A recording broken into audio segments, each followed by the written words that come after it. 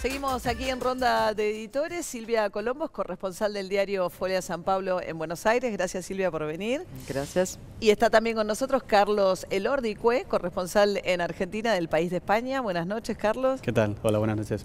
Bueno, primero pensaba en contar esta escena increíble para nosotros los periodistas, ¿no? De un empresario que dice que va con un grabador en el bolsillo a reunirse a la residencia personal del presidente. Sí. Y tienen a solas una parte de unos 40 minutos con este empresario grabándolo. Sí, sí, sí. La verdad es que estamos un poco desvelando toda una forma de hacer política que no sabíamos que era así, ¿no? Por lo menos nos desconfiábamos que era así, ¿no?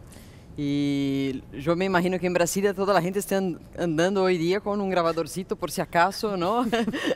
Claro, pero cuando descubrieron, ¿no?, que este dueño de frigorífico, los hermanos Batista, sí, estaban colaborando con la justicia brasileña, sí, ellos ya habían grabado entregas con sí, maletas de dinero, conversaciones privadísimas sí, con el presidente. Fue algo que se dice inédito en la policía brasileña, de hacer esa acción controlada, como dicen, una acción controlada. O sea, el delator decide contar su crimen, pero para probarlo acompañan que él lo grabe el presidente, acompañaron incluso las valijas con plata a entrar en la cárcel, o con chips. O sea, todo eso fue hecho con la policía por detrás, ¿no? Claro, habíamos visto, Carlos, tipo el FBI en las películas, en investigaciones de mafia, sí, pero nunca un empresario de primer nivel grabando clandestinamente a un presidente de un país. Es el sueño de cualquier periodista, ¿no? Ver exactamente lo que pasa en esas reuniones. Muchos nos imaginamos, porque sabemos, porque te lo cuentan, porque siempre llega, todos hablamos con empresarios y te dicen, no, esto sucede, estas cosas pasan, uno se imagina cómo pasan. Sí. Ahora, escuchar directamente cómo pasan, sí, no es único. En España está habiendo ahora una investigación muy fuerte, no a nivel de presidente, a nivel de un presidente regional, un presidente autonómico, que expresidente autonómico está en la cárcel y le metieron micrófonos la policía en su despacho. Y escucharon, o sea, esto es distinto, no es un empresario oyendo, pero metieron micrófonos en el despacho y es impresionante porque por ese despacho ha pasado la mitad de la política española y es impresionante ver cómo se habla en serio, sobre todo de las cosas que ocupan la mayor parte de las horas de los políticos y de las que hablamos poco, que son sus negociaciones con empresarios. Claro. Los políticos dedican la mayor parte de su jornada, sobre todo a nivel de presidente, señor Macri, la mayor parte de su jornada, como Rajoy, como cualquiera, es hablar con empresarios sobre grandes operaciones, obviamente legales, no digo, pero quiero decir que eso forma parte de las negociaciones, las presiones para este contrato, esta adjudicación. Es el tiempo de los políticos y las presiones que no vemos. Los políticos luego hablan de otra cosa cuando salen al público. Claro, porque además Batista en esa conversación, Silvia, también como que le dice, bueno, ¿y con quién sigo tal? Se nota cómo él, a cambio de dar dinero, lo que gana es una influencia donde se vuelve el factor de poder frente al funcionario que el presidente le indica que lo atienda directamente, claro, ¿no? Claro, claro. Yo creo que una de las cosas que la grabación demuestra es que esta relación existía hace mucho tiempo, ¿no? Tanto que Batista dice, pero yo solía tratar con fulano, pero ahora fulano cayó, está investigado, ¿con quién hablo? Y Temer, intentando ser lo más lacónico posible, ¿no? Le indicó con quién debería hablar, ¿no?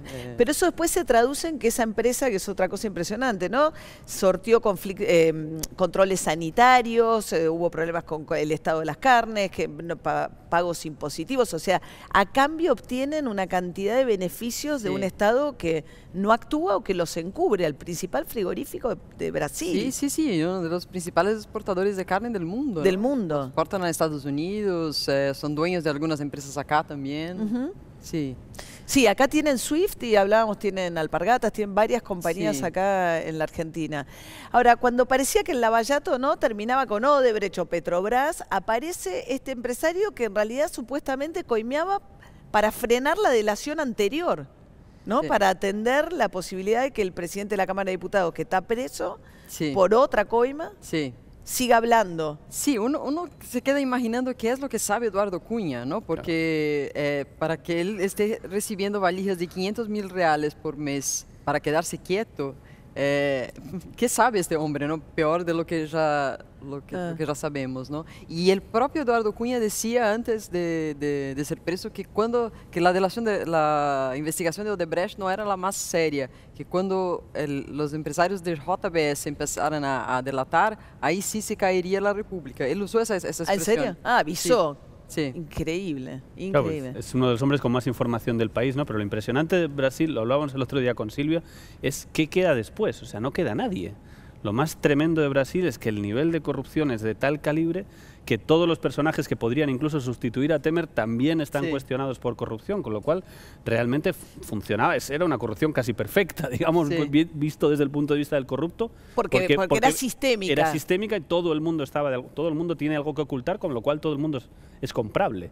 ¿Qué queda al final, aparte de la justicia que todos estamos diciendo que realmente da mucha envidia, no solo en Latinoamérica, incluso en Europa? Justicias como la de Brasil no es fácil, ni siquiera en países europeos se ha llegado tan lejos con una independencia tan fuerte, con una capacidad de pactar, incluso la posibilidad, que no todos los países la tienen, de pactar con un empresario que se le vamos a meter una grabadora y va a grabar al presidente. No creo que eso en Europa se pudiera hacer fácilmente. Claro, claro.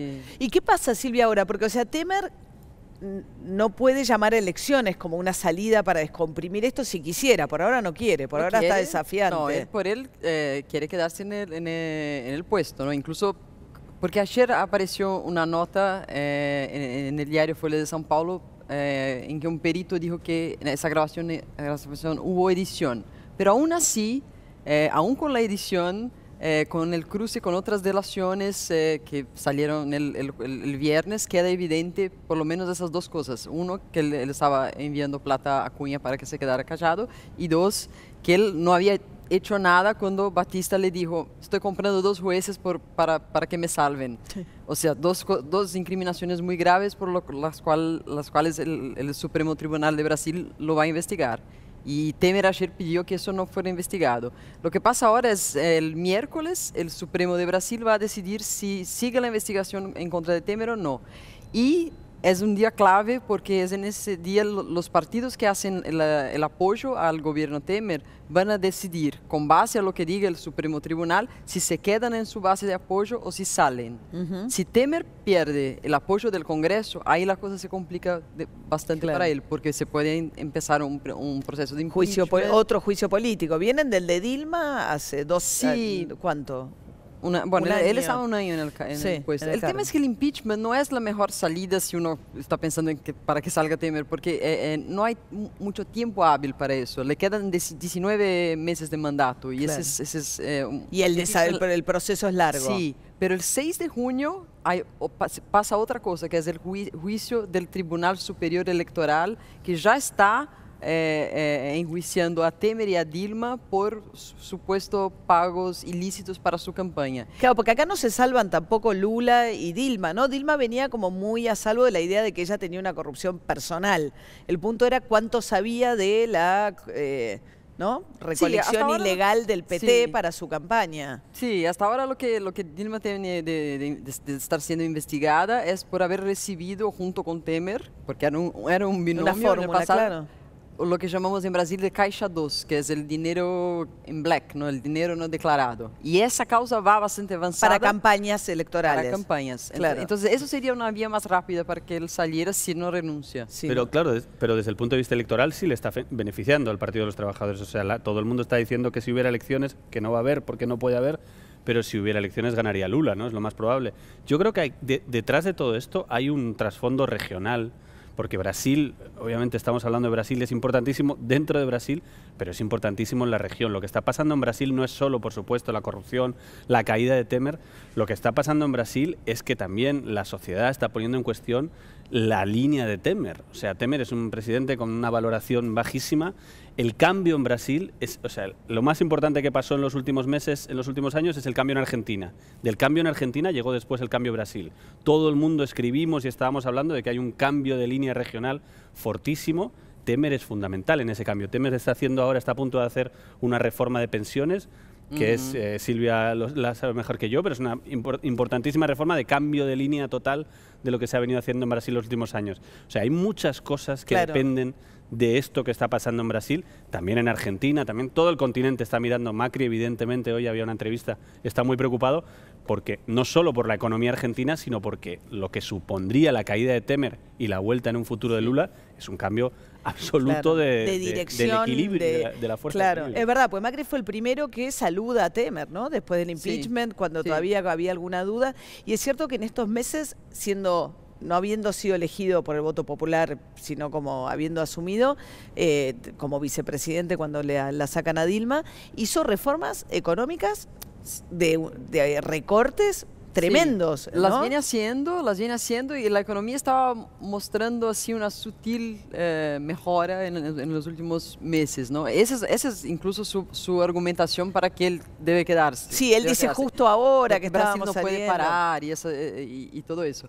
Pero es un paquete de reformas que por un lado son necesarias, son ajustes necesarios, por otro lado es bastante impopular porque prevé recortes en jubilaciones, ya fue aprobado un plan de tercerización de los contratos de trabajo, o sea que en muchos puntos es una reforma muy impopular. Por otro lado son ajustes que eran necesarios que fueran hechos, ¿no? Como acá en Argentina cayeron los subsidios, ¿no? Las reformas iban un poco en... Pero claro, todo eso es... O sea, Macri aquí tiene un capital político importante, aunque está en minoría, pero bueno, tiene una valoración por encima del 50% y puede hacer cosas, aunque no se atreve a hacer seguramente todas las que querría, claro. Lo hemos visto. Y le acusan y le critican muchos en su ala derecha diciendo... El gradualismo. El gradualismo, vas demasiado despacio. Bueno, pero es una orienta, claro. Está mirando a Brasil. De hecho, en el gobierno aquí, en el gobierno argentino, te dicen los de Brasil van mucho más rápido que nosotros. O sea, Macri y su gente dice, Temer va mucho más fuerte que nosotros. Bueno, ahora están mirando que a Temer hacer eso le está costando una caída de popularidad. Yo no sé, yo no me imagino, realmente Brasil es un país muy complicado, pero yo no me imagino cómo un presidente después de esto puede hacer una reforma de las pensiones que cuenta con un 70% de la ya no tiene oposición. capital político, ¿Cómo claro. lo hace ahora? Vamos a tomar contacto con Brasil. Darío Piñotti es el corresponsal en Brasil de Página 12. Buenas noches, Darío, ¿cómo estás? Mucho saludarte, Marque. Darío, ¿cómo está en este momento la gente? Digamos, ¿hay manifestaciones? ¿Hubo originalmente cuando se conocieron las primeras grabaciones marchas en las calles de las grandes ciudades de Brasil? ¿Cómo es la situación con la opinión pública? Tal vez hubiera que tienen dos planes. Tenemos muy mala comunicación, ¿no? Hola, hola. Sí, Darío, yo te recibo muy mal. No sé si me pueden avisar en cómo estamos. Volvemos a intentarlo, gracias, porque no estábamos entendiendo mucho. Bueno, pero la gente reclama directas ya, que es elecciones directas ya, pero no hay manera de darlas, ¿no? La Constitución brasileña no las prevé. No la prevé, pero hay una manera, mañana incluso un grupo de diputados va a entrar con un pedido de cambio en este punto de la Constitución para llamar las elecciones directas. Pero eso solo puede ser aprobado si el Congreso se pone en contra de Temer, claro. Lo que depende de esta decisión del Supremo que mencioné antes, que será el miércoles. Si el PSDB y los otros partidos grandes dejan el apoyo al gobierno, es posible que se apruebe esta enmienda que posibilitaría una elección directa. Por la Constitución, si cae Temer, asume el presidente del Congreso y él tiene 30 días para llamar a una elección indirecta. O sea, el Congreso brasileño elige a alguien. Un brasilero mayor de 18 años, puede ser cualquiera. Como pasó en Argentina, ¿no? En 2001, es el... ¡Qué locura! Sí, sistema similar. La Constitución como está hoy es así, porque ya pasaron más de 2 años del mandato. Si fuera menos de 2 años se harían elecciones directas abiertas. Bueno, ¿y el resto de América Latina? ¿Cómo ves, Carlos, usted que tiene esa mirada más regional también? Yo decía que a mí me sorprende porque acá no pasó nada con lo de Odebrecht. O sea, en Perú le han puesto multas, les han quitado licitaciones. O sea, acá Odebrecht dijo, pagué 35 millones de dólares de coima y sigue haciendo las obras que tenía y no pasa nada. Es muy llamativo porque lo hemos visto en Perú, lo hemos visto en todas partes. A mí me llamó mucho la atención que en el momento de mayor escándalo de Odebrecht, que estábamos haciendo en el país una recopilación de todo, de cómo afectaba, justo en ese momento salió Macri con una fotografía en Córdoba, creo recordar, inauguraba una obra de Odebrecht, todo con cascos de Odebrecht detrás, que era como muy llamativo, decir, como Argentina es el único país donde no va a pasar nada. Yo creo que va a pasar, a partir del 1 de junio, esperemos, si realmente, que os escuchaba antes, si realmente consiguen ponerse de acuerdo, creo que va a pasar, creo que va a salir información, creo que es evidente que Odebrecht ha pagado coimas fortísimas en Argentina al anterior gobierno. Vamos a ver qué pasa también con el caso Arribas, pero yo creo que van a pasar cosas. Lo que pasa es que creo que Odebrecht está poniendo en cuestión la justicia argentina de una manera increíble. Claro, sí. O sea, realmente, sobre todo desde el punto de vista comparativo. O sea, si comparamos con lo que están haciendo los jueces en Brasil lo que no están haciendo los jueces en Argentina. Sí, Vamos claro. a ver, yo creo que hay que esperar Y- al 1 de junio y hay que esperar a que realmente salgan los papeles, Sí. ¿no? No, y si empiezan a presionar a los presidentes y gobiernos de otros países y acá no pasa nada, es un poco... ¿no? Hasta Juan Manuel Santos está convocado por El la de justicia presidente de para... Colombia, claro, o sea, sí. Bueno, ¿no? una historia en desarrollo. Gracias a los dos por haber estado acá esta noche, a ustedes también por habernos acompañado y nos reencontramos el domingo que viene aquí en Ronda de Editores. Muy buenas noches. Yes.